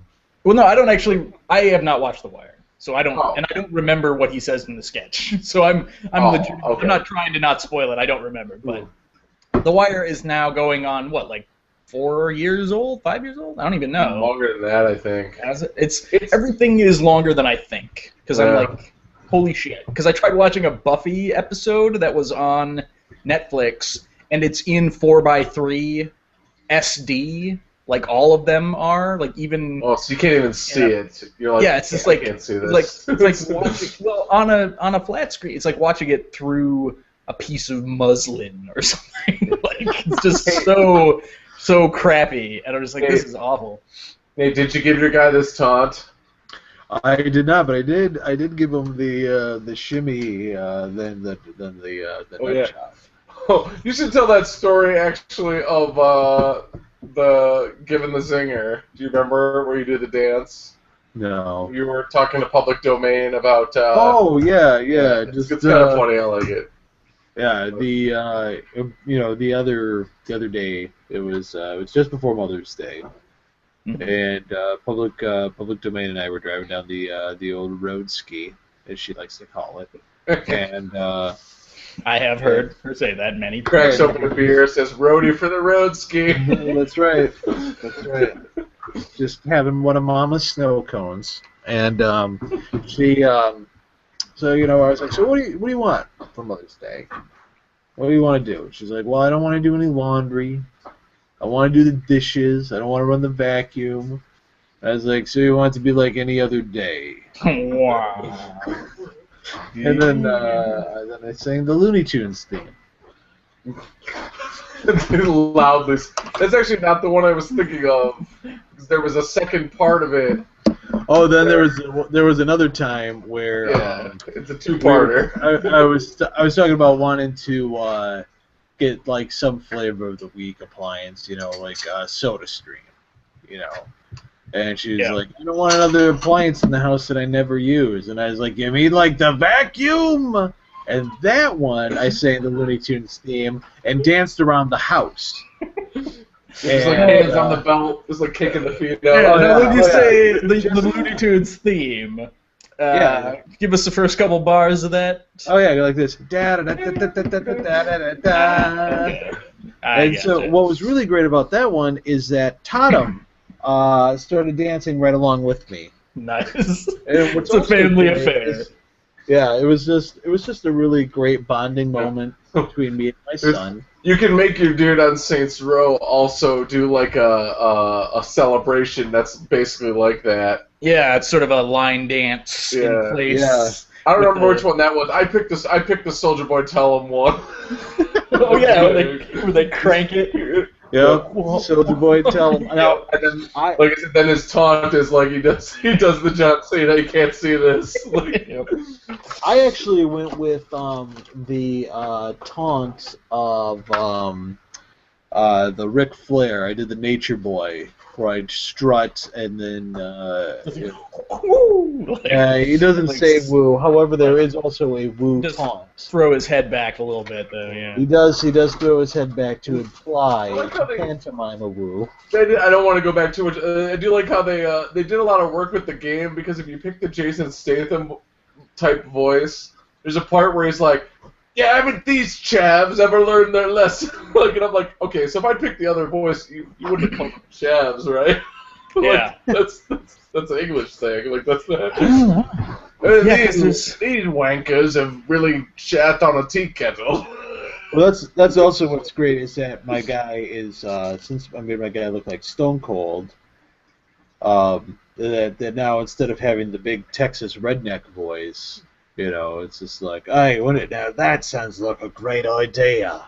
Yep. Well, and that's a bit of all right. Yeah, they do for a bit of rough and tumble. For how crazy detailed the games are and how much crap you can do, it's also amazing that they sat down and recorded every line of dialogue in all of these separate vocal tracks, like male and female, and you can have a dude with the Latina voice and just do all the different stuff. Like Curious Latina. They're fully emoting and everything. Like, it's great. Dude, I swear, I honestly do wish that you could download a pack where you could just get a couple more voice checks. That would be nice. Just like, hello, everybody. Chris Walken. Oh, no, you want to go back to effeminate Southern. Yeah, that's right. Hey, y'all. That would, Hey, y'all. that's what happens when you fuck with the saint. I never fight your betters. Saints always win. I've played the shit out of Left 4 Dead 2, and I swear they'll drop a new vocal thing every now and then. Like there are weirdly hidden. They sat those people down for forever in the studio and were like, read this, read this, read this, read this, read this. All right, now say that again while you're blowing something up. Because there is seriously, I remember it was in the demo when it first came out. There was a thing where if you're playing a certain character and you go to the jukebox and you turn it on and you let it keep playing for like 5 minutes, it'll get to a certain song, and then if the director, the AI behind the scenes, sends a wave of zombies at you at that time, a certain character will say a thing. Is that how you get that cheap? I've had that like thing where I've tried to get that to play on the jukebox, and I've just been like, "Are you gonna play it?" It just like okay. There's no like track select. You just turn it on or off, and so you turn it on, you have to let it play forever, and then they send a thing, and the music changes because of the monsters coming, and the person's like, "I never thought this would happen." It's like not even a compelling voice clip. It's just only in that scenario. Just the guy be like, "Well, we're in a lot of trouble here, guys." It's just super generic, like. Yeah. Surprise. But you get an achievable for it. So. I am sorry not to go back. We're just all over the place at this show, but I am sorry with Lady Biff Mash that she got spoilers for RuPaul's Drag Race. I also don't know what happens, but I don't really care because I just kind of jumped in late. Yeah. But me and Nate were talking about this. Have you watched this season at all? No, I have not. I have to kind of go out of my way to get it. Yeah, it's a little hard right now. But you'd have to go to logo.com. Yeah. We were watching it because when I was watching stuff on the computer. When I was at my mother's house, also Kabuki's mother's house, they had and my mother. Yep. They had Logo on demand, so we were watching that whenever we were alone because we didn't want to get into it. But if you ever get a chance, do yourselves an anti-favor and watch the episode where they all have to write and perform stand-up comedy bits. Oh, yeah. Oh, good Lord. And they have to do it, this is what they make them do it in front of like a room full of old people. Like a cold, dead room. Literally. Almost all of them are bad. There's like 2 good ones, but the bad ones are like, you just like, it's like fingernails on a chalkboard. You feel so awkward just watching it on TV. You're just like, I think I might have said, did I say this before? No, I think I said it today, but there's one of the contestants literally just goes, "Okay," at the end of everything. Like, nice. That I see, and I can't remember. They either did that in a previous season 2, or I saw like an episode 0. Coming up on this season. I'm sure they did. I would have just. Because I remember seeing terrible. I would have thought the average drag queen would have had a little bit better comedic timing there. I said it. I don't know if that's like a reverse weird stereotype or whatever. I just assumed that you would have. I think it's a thing that I run into as when you're a performer, you're already out there performing. Yeah, but it depends on the type of queen you are. If you're a pageant queen, you don't have to rely on comedy. Well, there's that. And then I think there's something that I've run into as drag queen. And I think, God bless him, one of my friends who is a funny guy, he's like, here's an outline of like a set that I've been planning, and I read it. I'm like, this is garbage. Like, there is a difference between being contextually funny and being able to sit down and say, I'm going to be funny and I'm going to write it down. And it's gonna. Oh work. yeah. Like the bomb a set real bad if I went. Yeah, the guys. the same guys who are like super hilarious in like an impression-based, like the Snatch Game, you know, they have to think on the fly and like, what would my character say that's also funny, and they're nailing it. Just bomb at stand-up, you know, like it's a completely different kind of comedy, and I mean, you would think it would predispose you to be better at stand-up if you were just generally funny, but apparently you can be super hilarious in like a conversation setting, and then when you try to be funny, you just blow it. That's the thing. I wish I had glasses so I could put it on so I could just be real. Now that's the thing. Real. If I may analyze RuPaul's Drag Race a little bit more, the thing was there was one dude, and I haven't watched the whole show, but it was a black guy, and they were always saying like that, like they were always like, you know, blah blah blah. You're too quiet. You're too blah whatever. So he comes out, kills the stand-up comedy, and what he did was basically, I don't know how to, basically tapped into like, I'm gonna be like sort of like, he just tapped into like real like stuff that was like from his childhood. Like none of the jokes were about like being in drag or anything. Yeah. He was making RuPaul laugh all the time. He's just like, we was just poor. We was good times poor. Nice. And so like that was good. Like that was like funny. The ones that were funny like tapped into something real, whereas the other ones maybe just like tried to do their character in a weird way, and it didn't work for like you're on the stage for 5 minutes. Yeah. Like just doing they a character with nothing. had to do a tight 5. That's tough for anybody. Maybe it wasn't 5. I don't know. But it was still, like, yeah. Well, usually, yeah, it's 5 to 7 minutes for an open mic. So I mean, I would think they'd make them do like 3 to 5. I can't remember precisely. Obviously, they had clips. They didn't show everybody's full set on the episode, but maybe on Logo.com. Check it out. Maybe Logo.com, sponsor of this week's episode. You can also check out our show on Logo.com. Yep. Not this show. It's a different show that we do on Logo. Also, like how RuPaul says congratulations all the time now. I don't think that used to happen in the earlier episodes as much. It's always congratulations. Congratulations, and now it's just us girls. I learned a lot of slang actually recently, like sickening being good. Yep. I think we have fishy. Yeah. I'm not quite sure what that means in this context they're using the word in actually. Fishy actually means closer in style to a natural woman. Or ladylike. Cisgendered biological woman, whatever you want to call it, you know. Yeah. So it's like if you're serving fishy realness, it means that you are very convincing as a real woman in your set because you're serving it. So. Right. You want to just have that walk. Tea Party dude left who like to watch us because like them dudes are funny. And we just lost them like just now. We just. Well, and what I like about all the slang is how 20 minutes. How it can be 20 minutes. Can be used in all this different way because it's like, oh, you know, somebody's like, you know, oh, you're having a party and you're serving fish, you know, like, and that means you know, like, I don't know, it's very malleable slang. Yeah. And so everyone's Islamic hip hop. I don't know. I think there's a lot of parables between now the wordplay. It's wordplay. Yep. You're wordsmith. Throwing fish and throwing shade. Throwing Shade's one that's kind of an older one, but I had not heard it till it's like coming back. I think. Like, it's brand new, but people are saying it more. Usually, like no one said it ever, but it's not new.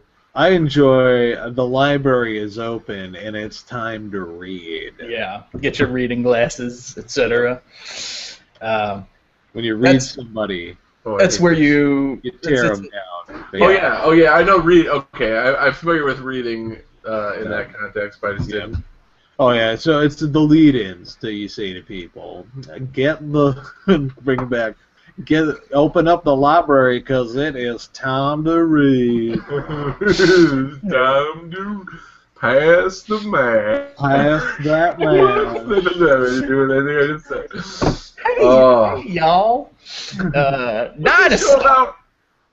We didn't do that much griping. We were actually pretty positive on the show overall. We talked about things we liked a lot.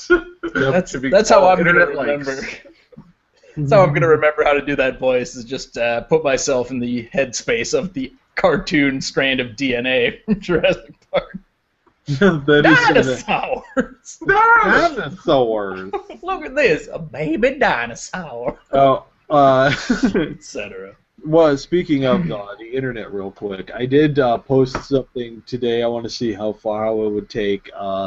I post a picture of Oscar Wilde, and then I attributed a quote to him that said, "Just put it in the fucking bucket, girl." Yeah, fucking loved it. Yeah. That's like in my wheelhouse of a macro. I just like take an old-timey person and modern lingo. I'm sold. I'm on board. Oh, plus it was Oscar Wilde. Just like the idea made me laugh, and then I saw it in print, and I was like, "Good job, me." Yeah. Oh, did you make that? I made that. Oh, nice. Yeah, I came up with that. So, it was because I just like, well, then somebody had posted, put it in the fucking bucket, and I was just like, oh, didn't Oscar Wilde say that? Nice. Classy. Now there's a great drawing somebody did. I don't remember where I saw it, but it's George Washington and Ben Franklin just smoking weed, and just like the guy's just like, oh shit, what up, G-Wash? He's like, fuck bitches, get money, and Ben Franklin's blowing out a cloud of weed smoke, and he's just like, wisdom. I don't know. It's just like respect, I don't know. Just taking it a step farther than just like, wouldn't it be funny if these guys talk like thugs and smoked weed? They actually like built a little story into a comic. I don't know. I like people who put a lot of effort into something completely ridiculous. I enjoy that when that happens. If you don't mind me flipping the script, we are running out of time, real quick. It won't be a long one. But that reminds me, in U-Star, there's a part where the narrator is telling you how to do stuff, and he's like, you can say the lines as written, or flip the script and improvise. And I'm like, wow, okay, we have found the whitest saying of the phrase "flip the script." Oh, it was too. There has ever been. Just like, hey guys, you Willikers gang, you want to flip the script? I may have told this story too, but we had a friend. I had a friend we played Halo with, and people were just like, "Hey, what do you guys want to play next? Like, you want to go to a big team battle or whatever?" And he's like, "Yeah, that would be balling." I'm like, did you really? He's like, "Yeah, balling. Like, yeah, we're kicking ass." It's like, "Yeah, no, but you said balling." He said balling. You got a hard G on there. Hard ing. Just the whitest. Hey guys.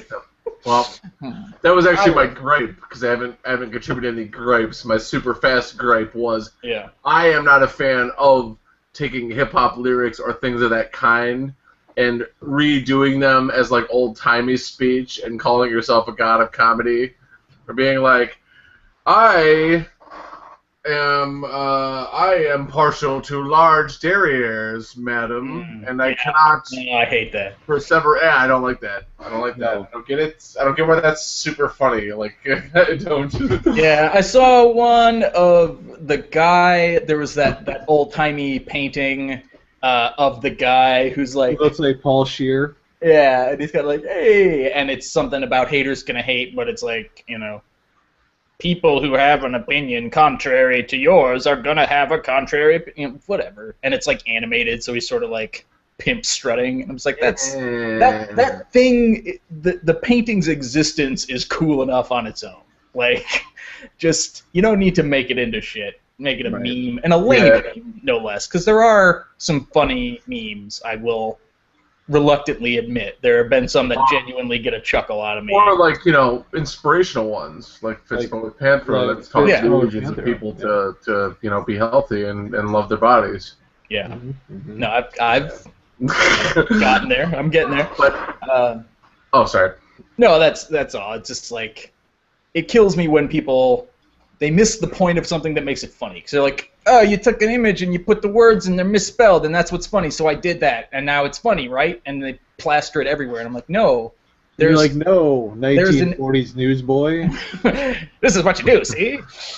Meanwhile, Elliot Ness and his boys speed toward Capone's hideout. But they're just like, there is a core essence to the first thing that made it funny, and that's why it got passed around as a meme, and then it got passed around as an object, and then it becomes a meme where people try to replicate it, and it's just not funny. 99% of the time. Occasionally, but all this like confession bear and fucking one does not simply blank create a meme by putting words on a picture. Nice. That's what I like actually about Imgur's meme generator. Is you can go there and see really unfunny shit that people just created for their private use. But like if they happen to upload it, like, one does not simply tell John that he can't have the last soda. Let's just like confession bear. I think that Justin is cute, even though I told him he wasn't at Debbie's party. Actually, that one would rule. I would share the shit on that one. Just some weird teen personal thing. Yeah. Well, but, so memes. What if we take all the Cheetos? Oh. And give them all to this guy? Well, just to tie a bow on the last thing I was saying, I do, however, like Postmodern Jukebox, which Natro introduced me to. Have you seen this? Kabuki, have you heard about this? I have not. It's not the thing I normally like, but I like how they did it, and it's really good music. What they do is they take modern, they take songs and they do them in old-timey format. Yeah. But they do a really good job.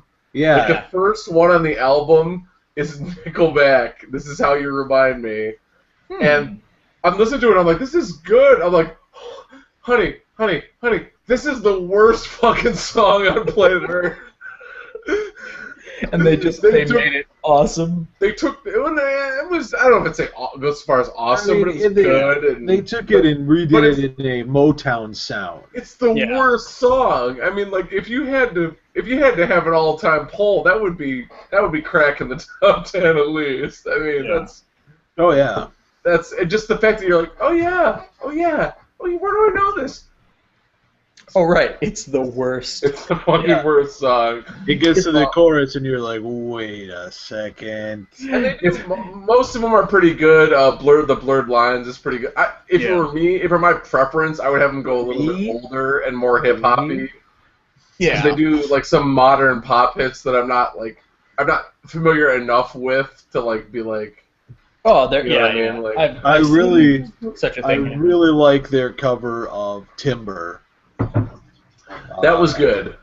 I don't know that song by name. It's got Usher and Pitbull in it. It's going down. I'm yelling Timber. Maybe, yeah. It's an incredibly dumb song. Why does Pitbull have any money? I mean, Pitbull has so much more money than I will ever earn in my entire life.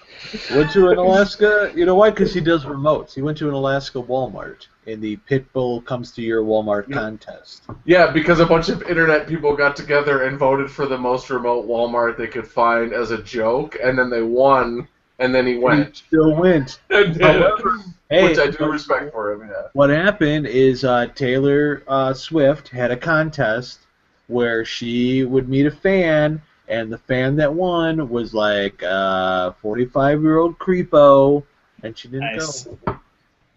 Shocker. I mean, who really tries super hard to win those kind of things? It's Taylor Swift. It's creeped. I love you with all my heart. Nice. We're that guy.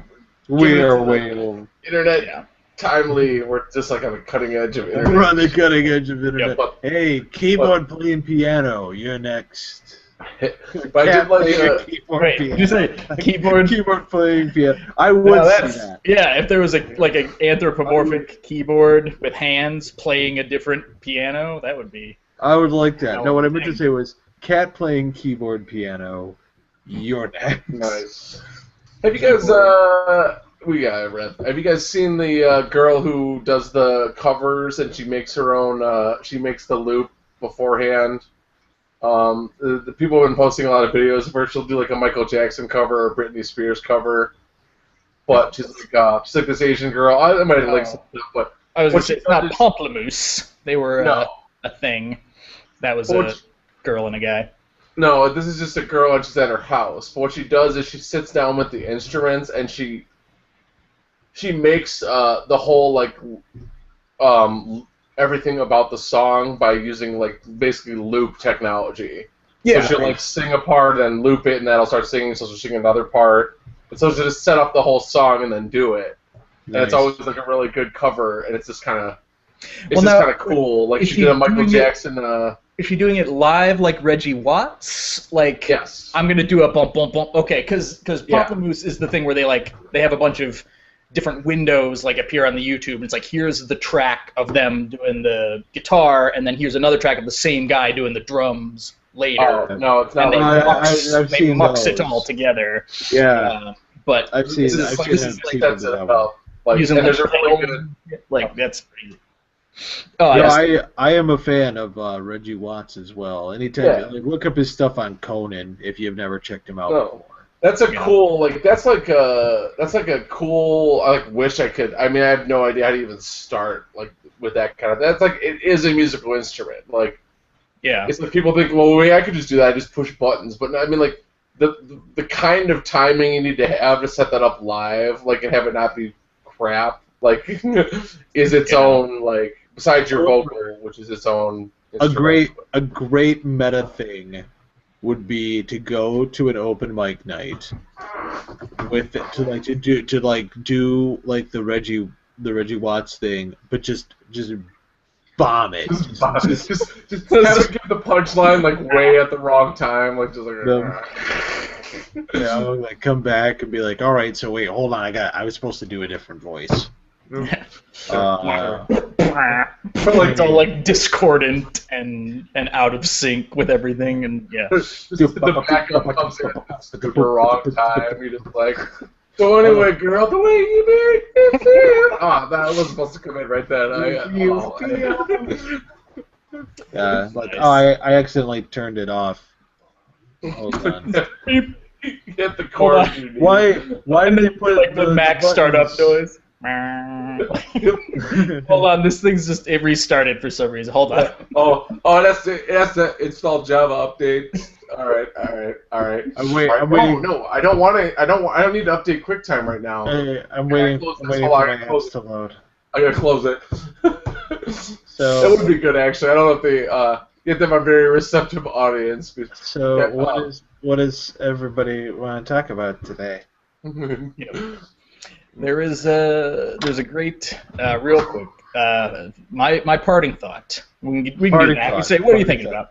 I saw a great concert a long time ago in Chicago. It was MC Frontalot, who's one of my favorite rappers. That's a hilarious name. Nerdcore. He started the Nerdcore movement, or he's one of the forefront. It was him and MC Chris. Well, yeah, but this concert was Frontalot and Dinosaur Jr. or something was a band, and then this guy called Schaefer the Dark Lord, who turned out to be great. He's this white dude in a suit, and he sings ridiculous songs about, because he used to be a metalhead, and then he decided to get into hip-hop instead, so he brings all of the weird pageantry of death metal to this white nerdcore hip hop, but the thing is, he doesn't have any instruments. He does it all in Cool Tools or whatever, Pro Clips or whatever. Sounds. Great Clips. It's Pro Tools is what it's But so he loops everything. So he has a laptop, and then he has this little black box that he plugs the microphone into, and it's got a preamp and some other stuff. And so it's he comes down, he puts the laptop down, he puts the black box down, and then he plugs in the mic, and his set starts. He's just standing there, and there's this computer voice that's "Hello, I am the black box you see before you on the stage. Are you ready to go to hell?" Starts and he just does this ridiculous rapping. It was just really good. The show itself was just really great. I don't know if you can find it everywhere or anything. If he's on YouTube or whatever. But it was really cool because and that was the same show where Frontalot was like, we're gonna do our set list by rolling a d20.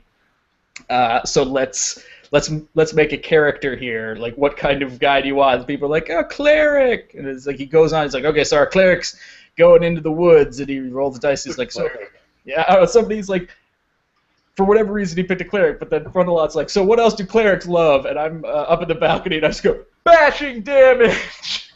And he just went like this. Pointed up to the balcony, like, this dude gets it. This dude gets it. But yeah, it was a great concert. I didn't see a lot of live shows. Like, there's all this cool music in Chicago. I went to this shitty little rock club, holds 150 people, and saw a super white dudes doing hip hop, and it was great. So check all that out. Check all that stuff out. MC Frontalot, Shame for the Dark Lord. I also found out that Jurassic 5 white guy rapping in Chicago. Yeah. That out. Yep. Just Google that. White guy rapping in Chicago, turquoise jewelry. That's the Google search. But no, and then also, yeah, there's a Jurassic 5 video. It was new to me. I don't know when it came out. It was produced by Heavy D, who is now departed. In heaven. Yeah, and but there was I had never heard the song before, and it's a video of them, like, they're up in some, like, snowboard contest. It's like they're all bundled up and they're outside in the snow rapping, and it's ridiculous. Yeah, it's ridiculous to see Charlie Tuna, the guy from Jurassic 5 with the really deep voice. He just looks like a normal dude, and then he starts rapping with this crazy deep voice. You're just like, what the hell? It is terrifying. So check that out. All right. Now, Miracle, what do you think people should check out? Oh, I'm really on the spot here because I have not prepared. Did somebody call the Ghostbusters? Because you got some traps. Right? Oh, thank you. Thank you for noticing. Check out my traps. Yeah, I mean, get up on my trapezius muscles. I don't know, man. I'm sorry. I'm sort of blanking out on stuff. I've mostly been viewing stuff that makes me angry lately. Not so. I can't pro tip anything. Well, in the meantime, you did mention you did drop the Postmodern Jukebox. Well, yeah, that was good. I like that. Also, I think you should check out me because I think I am working to change the hashtag game more and more. Now, did you create Disappointed Ghosts? Yes, that was me. Yep. Nice. Has it found a life of its own yet? No, or we don't know. Not on Facebook anyway. I don't tweet, really. so I don't. Yeah. Tweeting might have, but it wouldn't matter if I tweeted it because I have like 2 followers or whatever, 3 followers. No, it's 2. I unfollowed you. Unfollow me? Oh man. The other 2 are bots. That last tweet was just not racist enough for me. Should put it through the show. The show one. No, I should do more of the hashtag ones, but I also I personally like my own stuff. I'm sort of piggybacking off Bro Science, which does some of that stuff, and trying to do as many ridiculous workout tweets, hashtags that I can cram into stuff. And it says once you get into that mindset, you can actually have infinity. Never mind, I still gotta do that today. Oh, it's almost time. I was gonna do the same number of tweets for this will come out by the time. Oh, I've already done it. The same number of hashtags for the rest day. Just some super elaborate tweets about how I did nothing today. Nice. Rest of the best, man. Take it easy. Rest of the best. Cool down the guns. Rested development. Ooh, nice. See, we're burning gold. That's all right. Also, watch the movie August Osage County. It's a delightful acting tour de force from Meryl Streep and Benedict Cumberbatch and others. So, there was a torrent of things I didn't understand. Oh, August Osage County is a movie. Oh, okay. And it's very well acted, and it won some Oscars, and I saw it, and it's good. Mm. There you go. It's about suicide. And, Oh, good.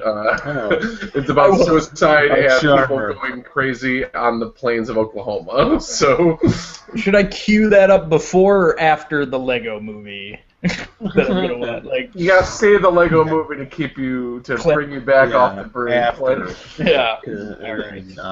Bring you up. You raise me up. All right, and for me, Yeah. For me, what you should be checking out is if you're a fan of stand-up comedy, if you're not a fan of stand-up comedy, or if you're not sure if you're a fan of stand-up comedy, check out Last Comic Standing, which returns tomorrow night on NBC. Check No your way. local listings. No crap. Nice. I haven't seen that show in forever. Well, they haven't done it in forever. It's been a couple of yeah. years. We started from the bottom, and now we're here. And That's the show that made Todd Glass a household name, right? it helped. It certainly helped. And But I mean, he was on that relatively unknown scale. yeah, it helped his career a great When deal. he You mentioned got that in the J Moore roast. I mean, relatively unknown to like the greater. I mean, like he was. That's the thing about Last Comic Standing. Everybody on there is kind of a big deal in their own like. Nobody's like, I just do things in front of 5 people, like Well, No, I just mean, got to have a podcast, did his thing with like Subaru, and then He's got his book. When he came out, it was a big deal. Like everybody, I feel like everybody's talking about. Maybe that's just because I run in circles that pay attention to alt comedy, and it wasn't as big of a deal as I thought. But either way, it's a show that has good people. Yeah, a bunch of people that you probably have come. Maybe you'll be introduced to somebody new. The Williamson Playboys, I heard from them for the first time. God's is it Pottery. the guys who do the old-timey bits about the, like... They did the Williamson Playboys thing. Yeah, did the Hindenburg song, which never, ever fails to make me laugh. I can't really remember. There was something about a stepladder, wasn't there? Like, they got out of the Hindenburg. Oh yeah, we used a stepladder, and then just move on. Like, oh, please continue. Oh, we used a stepladder. Because their shtick is that they have been a part of every major musical movement since 1900. Oh, okay. And but yeah, we'll say that because we're already running way over. But yeah, Last Comic Standing is back, so check that out. Fall in love with some new comedy. And then go check them out when they come near your town. So, on behalf of Kabuki Chase, on behalf of Jay Miracle, I am Nate, and I am saying have a great week, and we'll see you next time.